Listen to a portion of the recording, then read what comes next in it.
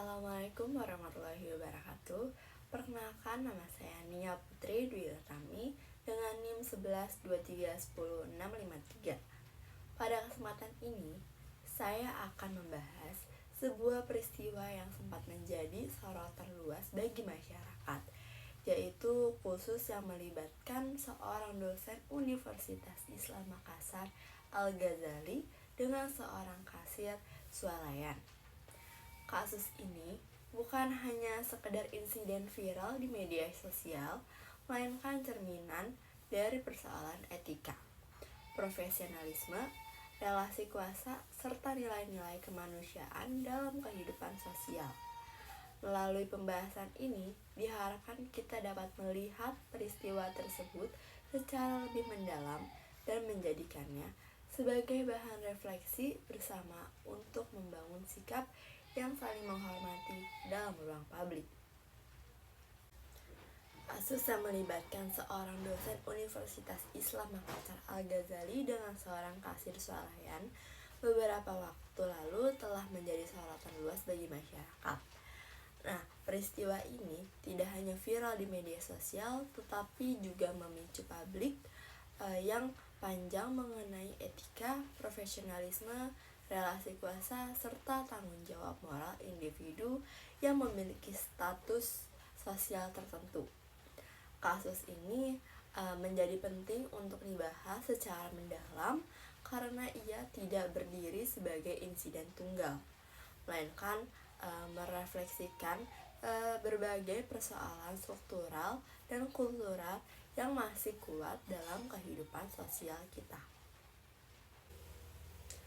Secara kronologis, kejadian ini bermula dari situasi yang sesungguhnya sangat sederhana dan sering terjadi dalam kehidupan sehari-hari, yaitu persoalan antrian di sebuah swalayan.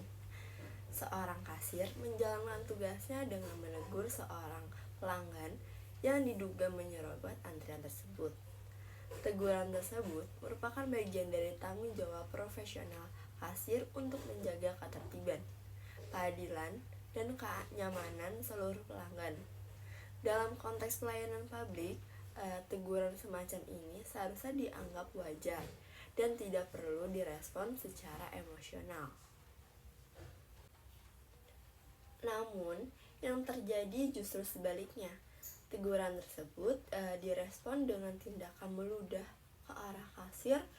Tindakan ini terekam oleh kamera pengawas dan kemudian menyebar luas di media sosial. Dari sinilah peristiwa ini berubah dari insiden personal menjadi isu publik. Publik bukan hanya menyaksikan perilaku yang tidak pantas, tetapi juga merasa tersentuh secara emosional karena tindakan tersebut dianggap melukai rasa keadilan dan kemanusiaan. Tindakan meludah kepada orang lain bukanlah tindakan yang sepele. Dalam banyak budaya, meludah dipahami sebagai bentuk penghinaan yang sangat serius. Ia tidak hanya menyerang secara fisik, tetapi juga secara simbolik, merendahkan martabat dan harga diri seseorang. Ketika tindakan ini dilakukan di ruang publik, apalagi terhadap pekerja yang sedang menjalankan tugasnya, maka penghinaan tersebut menjadi semakin kuat. Kasus ini menjadi semakin kompleks ketika identitas pelaku terungkap sebagai seorang dosen. Dosen merupakan profesi yang memiliki posisi moral dan sosial yang tinggi dalam masyarakat. Seorang dosen tidak hanya dinilai dari kapasitas akademiknya, tetapi juga dari sikap, perilaku, dan keteladanan moralnya. Masyarakat memandang dosen sebagai figur yang seharusnya menjunjung tinggi etika, kesantunan, dan nilai-nilai kemanusiaan. Ketika seorang dosen tersebut terlibat dalam tindakan yang jelas-jelas melanggar etika sosial, kekecewaan publik menjadi sangat besar. Bukan semata karena tindakannya, tetapi karena tindakan tersebut bertentangan dengan dengan nilai-nilai yang seharusnya diwakili oleh seorang pendidikan. Dalam konteks ini, publik tidak hanya menilai secara individu, tetapi juga sebagai profesi dan institusi yang melekat padanya. Kasus ini juga memperlihatkan secara nyata persoalan relasi kuasa dalam kehidupan sehari-hari. Di satu sisi, terdapat kasir swalayan yang berada pada posisi sosial dan ekonomi yang relatif lemah. Di sisi lain, terdapat seorang dosen yang memiliki status sosial lebih tinggi dan latar belakang pendidikan yang kuat. Ketimpangan ini menciptakan situasi yang rentan, di mana pihak yang lebih kuat secara sosial dapat dengan mudah bersikap dominan dan merendahkan pihak yang lebih lemah. Relasi kuasa semacam ini seringkali tidak disadari, tetapi dampaknya sangat nyata. Pekerja layanan seperti kasir, pelayanan restoran, atau petugas kebersihan seringkali berada dalam posisi yang harus menahan emosi demi mempertahankan pekerjaannya. Mereka dituntut untuk tetap sopan, bahkan ketika diperlakukan tidak adil. Kasus ini membuka mata publik tentang realitas tersebut dan memunculkan empati yang besar terhadap korban. Reaksi publik terhadap kasus ini menunjukkan adanya perubahan penting dalam kesadaran sosial. Masyarakat tidak lagi memandang tindakan arogan sebagai sesuatu yang dapat dimaklumi, terutama jika dilakukan oleh individu yang memiliki status sosial lebih tinggi. Media sosial menjadi ruang di mana suara publik disuarakan secara masif. Dalam waktu singkat, kecaman, kritikan, dan tuntutan keadilan bermunculan dari berbagai kalangan. Namun, viralitas juga membawa konsekuensi yang tidak sederhana. Di satu sisi, ia mendorong akuntabilitas dan transparansi. Di sisi lain, ia dapat menciptakan tekanan psikologis yang besar, baik bagi korban maupun bagi pelaku. Oleh karena itu, penting untuk menempatkan kasus ini dalam kerangka refleksi dan pembelajaran, bukan semata-mata sebagai ajang penghukuman sosial. Dalam konteks institusional, merespon Universitas Islam Makassar patut mendapat perhatian khusus. Keputusan universitas untuk memberikan sanksi tegas berupa pemecatan terhadap dosen yang bersangkutan menunjukkan sikap yang jelas dan tegas terhadap pelanggaran etika. Langkah ini penting untuk menjaga integritas institusi pendidikan dan kepercayaan publik. Institusi pendidikan tinggi memiliki tanggung jawab yang besar untuk memastikan bahwa seluruh sivitas akademika menjunjung tinggi nilai-nilai etika dan profesionalisme. Ketika seorang dosen melakukan pelanggaran yang serius di ruang publik, institusi tidak boleh bersikap pasif. Tindakan tegas yang diambil oleh universitas menunjukkan bahwa perilaku individu tidak dapat dipisahkan dari citra dan nilai institusi. Namun, di sisi lain, kasus ini juga menjadi pengingat bahwa pencegahan jauh lebih penting daripada sekedar penindakan. Perguruan tinggi perlu memperkuat pendidikan, etika, dan karakter, tidak hanya bagi mahasiswa, tetapi juga bagi dosen dan tenaga kependidikan. Ketika tidak cukup diajarkan sebagai teori, tetapi juga menjadi bagian dari budaya organisasi dan praktiknya sehari-hari. Dari perspektif hukum, kasus ini menunjukkan bahwa tindakan tidak etis di ruang publik dapat memiliki konsekuensi hukum.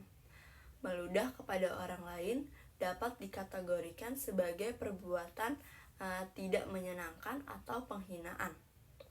Hal ini menegaskan bahwa setiap individu tanpa memandang status sosial atau profesi tetap berada di bawah supremasi hukum.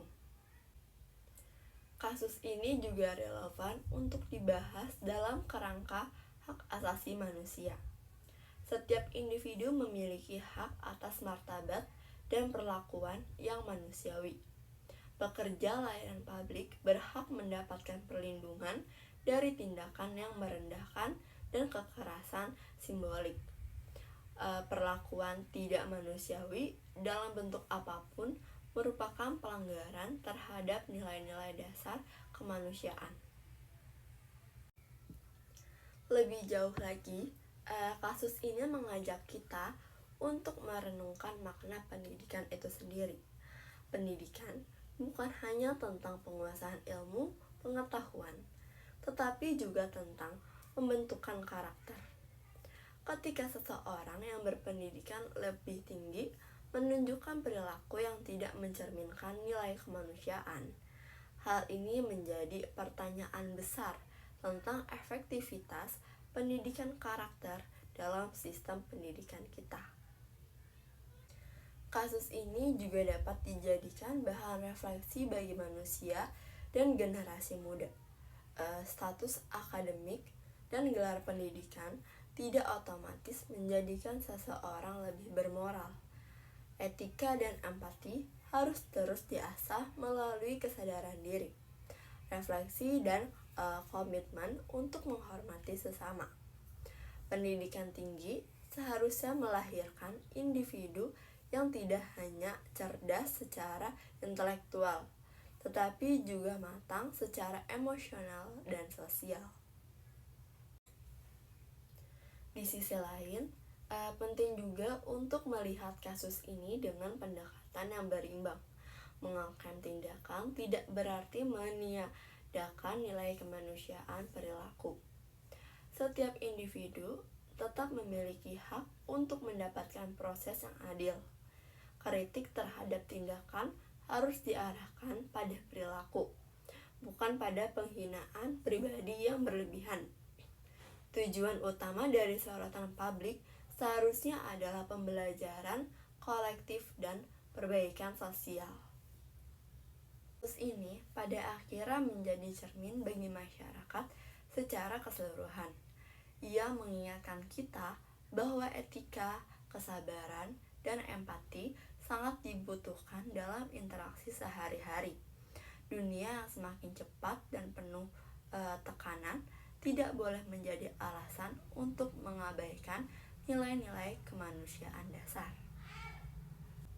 Sebagai penutup, kasus dosen Universitas Islam Makassar dengan kasir swalayan ini bukan sekedar cerita yang viral yang akan dilupakan seiring waktu.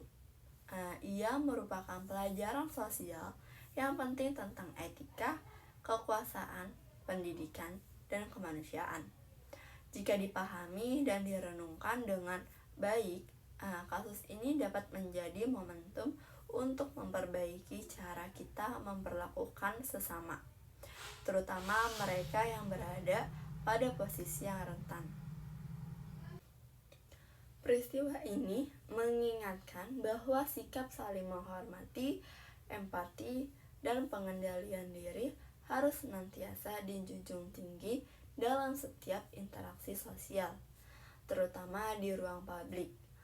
Melalui kasus ini, diharapkan masyarakat dan di dunia pendidikan dapat memperkuat komitmen terhadap pembentukan karakter yang beradab, adil, dan berbudi kemanusiaan, sehingga kejadian serupa tidak kembali terulang di masa yang akan mendatang. Dengan menjadikan kasus ini sebagai bahan refleksi bersama, diharapkan masyarakat, dunia pendidikan, dan institusi sosial lainnya dapat memperkuat komitmen terhadap nilai-nilai saling menghormati, keadilan, dan kemanusiaan. Namun demikian, refleksi tersebut tidak boleh berhenti pada tataran moral individual yang semata. Kasus ini juga perlu dipahami sebagai fenomena yang berkaitan erat dengan budaya organisasi dan sistem sosial yang lebih luas. Dalam perspektif budaya organisasi, perilaku individu tidak pernah berdiri sendiri. Ia dibentuk, dipengaruhi, dan dipelihara oleh nilai-nilai norma, serta kebiasaan yang hidup dalam lingkungan tempat individu tersebut bermaung. Seorang dosen, misalnya, tidak hanya membawa identitas personalnya, tetapi juga mempresentasikan budaya akademik, nilai institusional, serta etos profesional dari organisasi pendidikan tempat ia bekerja. Ketika terjadi penyimpangan perilaku yang serius, hal tersebut dapat mengindikasikan adanya celah dalam internalisasi nilai-nilai etika di dalam organisasi. Bisa jadi nilai etika hanya dipahami secara normatif dan administratif, tetapi belum sepenuhnya terinternalisasi dalam sikap dan perilaku sehari-hari. Oleh karena itu, kasus ini menjadi pengingat bahwa pembangunan budaya organisasi tidak cukup dilakukan melalui aturan tertulis, kode etik, atau slogan institusional yang semata. Budaya organisasi yang sehat menuntut konsistensi antara nilai yang diklaim dan perilaku nyata para anggotanya. Jika institusi pendidikan mengajarkan nilai kemanusiaan, keadilan, dan kesetaraan, maka seluruh sivitas akademika, terutama dosen sebagai figur sentral, harus mencerminkan nilai-nilai tersebut dalam setiap aspek kehidupan, baik di dalam maupun di luar lingkungan kampus. Lebih lanjut, kasus ini juga memperlihatkan pentingnya kepemimpinan etis dalam organisasi. Pemimpin institusi memiliki peran strategis dalam membentuk iklim, moral, dan budaya organisasi. Ketegasan universitas dalam memberikan sanksi menunjukkan adanya upaya menjaga nilai dan integritas organisasi. Namun, kepemimpinan etis tidak hanya diuji saat terjadi pelanggaran, melainkan juga dalam upaya pencegahan yang berkelanjutan. Pencegahan pelanggaran etika dapat dilakukan melalui penguatan pendidikan karakter, pelatihan etika profesi, serta penciptaan ruang refleksi bagi dosen dan tenaga kependidikan. Etika perlu dipahami bukan sebagai alat kontrol yang semata, tetapi juga sebagai kesadaran moral yang tumbuh dari pemahaman akan tanggung jawab sosial dan kemanusiaan. Di sisi lain, kasus ini juga menegaskan pentingnya perlindungan terhadap pekerja sektor layanan. Dalam budaya organisasi yang berorientasi pada keadilan, pekerja layanan publik harus dipandang sebagai subjek yang bermartabat, bukan sekedar pelaksana tugas. Mereka berhak atas rasa aman, penghormatan, dan perlakuan yang manusiawi dalam menjalankan pekerjaannya. Relasi antara pelanggan dan pekerja pelayanan seharusnya dibangun atas dasar saling menghormati. Status sosial, tingkat pendidikan, maupun latar belakang ekonomi tidak dapat dijadikan alasan untuk merendahkan orang lain. Budaya organisasi yang baik di sektor pendidikan maupun di sektor bisnis, harus mampu menanamkan nilai kesetaraan dan empati dalam setiap interaksi. Kasus ini juga memberikan pelajaran penting mengenai tanggung jawab sosial individu di ruang publik. Ruang publik merupakan ruang bersama yang menuntut setiap individu untuk mengendalikan diri dan menghormati norma yang berlaku. Ketika seseorang gagal menjaga perilakunya di ruang publik, dampaknya tidak hanya bersifat personal, tetapi juga sosial dan institusional. Dalam konteks masyarakat yang semakin majemuk dan dinamis, kemampuan untuk mengelola emosi, menghargai perbedaan, dan menyelesaikan konflik secara beradab menjadi kompetensi sosial yang sangat penting. Pendidikan dalam hal ini memiliki peran strategis untuk menanamkan kompetensi tersebut sejak dini dan secara berkelanjutan. Kasus dosen Universitas Islam Makassar dan kasir swalayan ini dengan demikian dapat dipahami sebagai momentum evaluasi bersama. Evaluasi terhadap cara kita memandang kekuasaan, profesi, dan martabat manusia. Evaluasi terhadap sejauh ini nilai-nilai etika benar-benar hidup dalam budaya organisasi dan praktik sosial sehari-hari. Jika refleksi ini dapat dijadikan dasar untuk perubahan sikap dan perbaikan sistem, maka kasus ini tidak akan berhenti sebagai cerita viral yang memicu kemarahan sesaat. Sebaliknya, ia dapat menjadi titik awal bagi pembentukan budaya organisasi dan budaya sosial yang lebih beradab, adil, dan manusiawi. Pada akhirnya, masyarakat yang beradab bukanlah masyarakat yang bebas dari konflik, melainkan masyarakat yang mampu menyikapi konflik dengan etika, empati, dan tanggung jawab.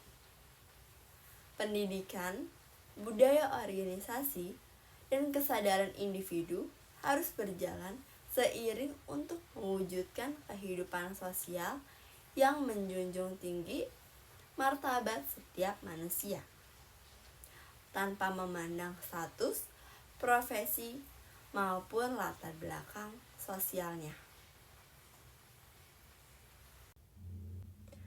Demikian dari tanggapan saya mengenai kasus tersebut, menjadi pengingat bahwa etika, empati, dan sikap saling menghormati harus selalu dijaga dalam setiap interaksi sosial, tanpa memandang status atau profesi. Semoga peristiwa ini dapat menjadi bahan refleksi bersama untuk membangun masyarakat yang lebih beradab dan berkeadilan. Terima kasih atas perhatiannya. Saya ucapkan wassalamualaikum warahmatullahi wabarakatuh.